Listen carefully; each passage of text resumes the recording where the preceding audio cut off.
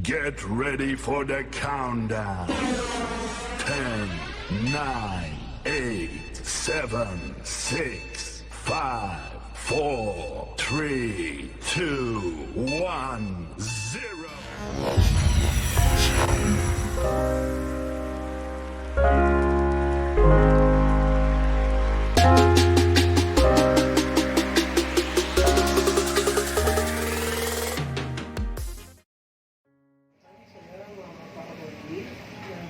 Saya mau tips yang ini kedatangan saya kemari ya, saya ingin menanyakan sebuah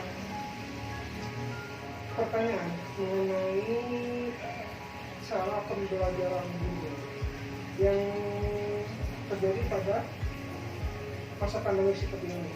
Sebelumnya boleh saya tahu siapa namanya Ibu?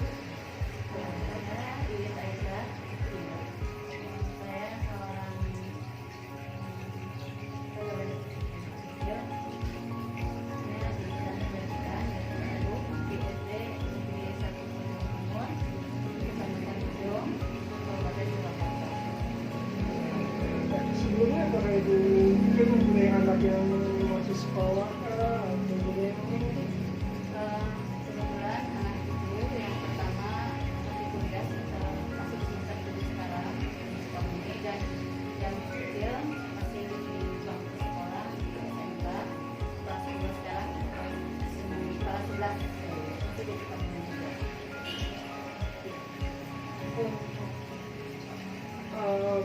pertanyaan selanjutnya mungkin ya, Ibu sebagai guru, apakah di sekolah Ibu menerapkan sistem pembelajaran online kah? Atau mungkin kita harus tatap muka kah? Dan di masa pandemi ini, mungkin kebanyakan di luar menggunakan sistem pembelajaran online, yaitu mungkin dari WA, Zoom mungkin dan lain sebagainya. Terus di sekolah Ibu bagaimana? Kebetulan di sekolah kami sesuai dengan instruksi dari Dinas Pendidikan Kabupaten Purwakarta, apa yang kami lakukan sesuai dengan yang seharusnya dilakukan. Dengan peraturannya harus seperti ini. Kalau namanya harus online, berarti kami pun sekuat tenaga, sekuat kemampuan kami untuk memberikan pelayanan kepada anak didik agar terus selalu belajar dan tetap semangat belajar, itu harus dilaksanakan secara online. Adapun kendala dan kendala-kendalanya banyak sekali karena memang kondisi sekolah kami itu jauh, tepatnya di Pegunungan. Masalah dan kendalanya cukup signifikan. Tapi untuk hal ini kami sebagai guru tidak dia begitu saja mencari anak didik yang mungkin kalau di pedesaan itu kan ekonominya ya menengah ke bawah lah, tidak semua mempunyai HP yang Android. Terus kemudian bagaimana menindaklanjuti semua itu, kami secara door to door melihat keadaan anak, kemudian memberikan layanan kepada anak agar anak setiap hari tetap diberikan pelajaran. Oh, berarti di sekolah tersebut mungkin menggunakan yang namanya itu sistem home visit dari guru itu. Iya. Jadi guru itu pasti harus datang ke siswa tersebut. Iya, dengan cara tidak berkerumun, tetap proses kesehatan tetap dilaksanakan. Kemudian tanpa semua dilaksanakan dengan kebutuhan anak, kemudian sebagai tanggung jawab kewajiban seorang guru kepada anak yang harus kita lakukan tanpa mengabaikan proses kesehatan. Berarti untuk home visit kita kan mungkin Ibu sebagai guru yang melakukan home visit ini secara tidak langsung mengambil resiko. Iya. Yang mana resiko ini kita diketahui oleh sebuah mungkin dari dari lembaga atau mungkin polisi lah bisa juga kan. Ini tuh menjadi resiko yang besar karena saya pernah mendengar ya ketika guru itu melakukan visit, terus ada yang namanya itu berkerumun, itu kata saya pernah mendengar ada surat edaran yang mana ketika suatu lembaga atau sekolah melakukan kelas online secara berkerumun itu wajib harus ditutup sekolahnya.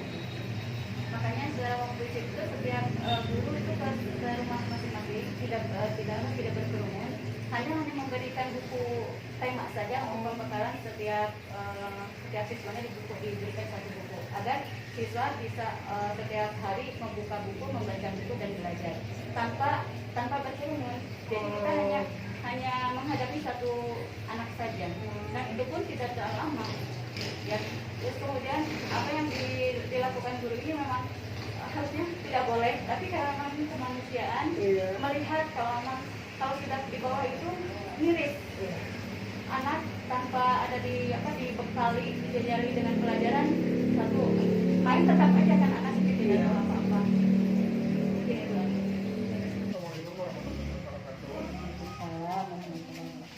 Sebelumnya perkenalkan, saya Muhammad Al-Fatih, mahasiswa dari Psikologi Menjelang KKN yang kebetulan berdomisili di Purwakarta. Sebelumnya boleh tahu nama lengkap, umur sekaligus jenjang pendidikannya. Saya ya, waalaikumsalam warahmatullahi wabarakatuh ya. Saya selaku pembimbing di RA, ini RA setingkat dengan TK ya. RA Ar-Rahmah di Bojong Barat, Kecamatan Bojong, Kabupaten Purwakarta. Saya pembimbing kelompok B2. Kalau Nur kemarin gitu ya, kelas B1 gitu. B2 itu tadi pagi, dia B1 yang siang. Nama saya Kiki Mas Puro. Jenjang apa tadi teh? Jenjang pendidikan S1. Usia 52. Sebelumnya sudah berapa lama menjadi praktek?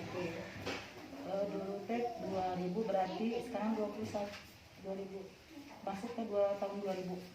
21 tahun ya. Masih lama juga ya. Ada proses tes ini ya. Iya.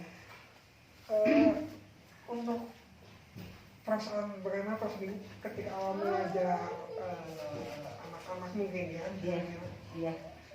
Kebetulan kan saya sebelum terjun di RA, saya sudah masuk di MDA. Jadi pas ketika itu nggak terlalu kaget. Cuma ada tingkatan sedikit kalau di madrasah kan sudah yang masuk SD gitu. Ada. Berarti di masa pandemi ini sistem pembelajaran tuh luring banget, nggak ada daring sama sekali ya? Luring, daring. Oh, daring juga ada. Nah yang ini berarti disebutnya luring. Menurut Ibu, di masa pandemi ini dengan sistem pembelajaran luring dan daring ini bisa dibilang efektif nggak? Kalau dibilang efektif ya, untuk kalau daring ya dibilang efektif enggak juga ya. Cuma kalau untuk mengikuti aturan ya apa boleh buat. Jadi ketika daring kan rata-rata ini kehidupannya yang di Bojong ini khususnya kelas B2 ya, orang tuanya di pasar. Jadi ketika saya panggil dulu, rembukan dulu, mau ketika daring itu mau dimulai jam berapa dengan orang tua. Ibu boleh jam 9 misalnya teh.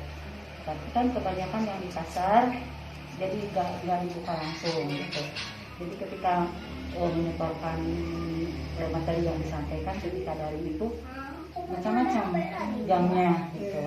Ada yang jam 1 sampai jam 10 malam ada gitu. Jadi rata-rata itu mungkin ada yang langsung bisa dengan anaknya atau juga enggak. Jadi kalau dibilang efektif mah ya enggak juga sih. Jadi lebih efektif langsung aja. Yang luring ya. Lebih efektif yang luring ya. Kayak barusan tuh. Untuk tantangan mungkin di masa pandemi kan ada tantangan lah ya, bisa dibilang kayak kita kan mengetahui bahwa pemerintah tidak memperbolehkan kita untuk berkerumun. Iya. Berarti itu menjadi salah satu tantangan. Untuk tantangan yang lebih signifikan atau lebih jelas seperti apa, entah itu tantangan dari tidak boleh berkerumunnya atau mungkin bagaimana? Kalau untuk awal kemarinnya ini kebetulan hari ini tadi mungkin nggak tahu kenapa ya anak-anak teh nggak tahu kelupaan atau gimana. Biasanya kan sebelum masuk diperiksa dulu pakai masker, kita usahain apa teh ini teh cuci tangan ya. Makanya di jadwal ada pagi ada siang supaya tidak terlalu ketemu, tidak berkerumun gitu aja.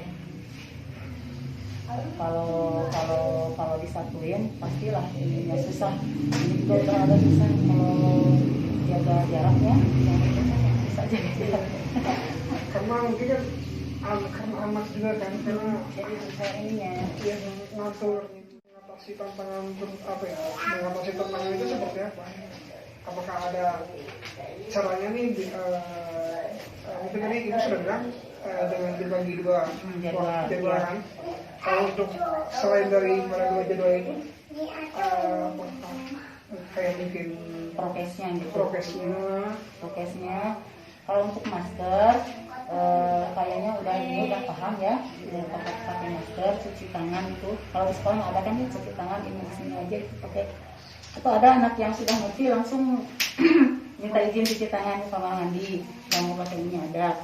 Yang tapi kebanyakan pakai ini dulu sanitizer.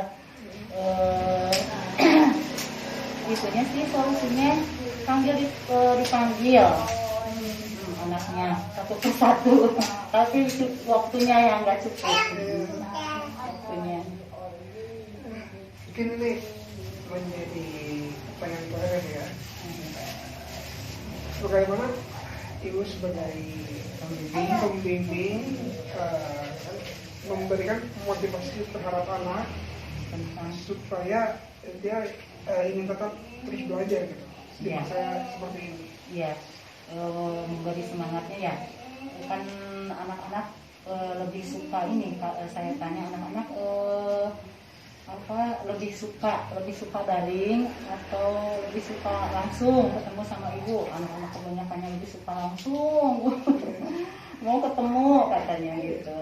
Iya, jadi tapi tetap sih dikasih cerita meski dengan masa pandemi seperti ini, belajarnya harus tetap. Jadi gitu bercakap-cakap gitu, dikasih semangat meski terutama mamahnya juga, kan mamahnya lewat di grup ya.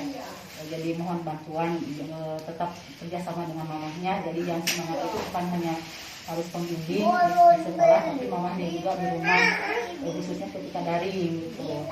Jadi meski begini belajarnya tetap harus semangat dan mohon bantuannya ke orang tua untuk tetap menyemangati anak-anaknya.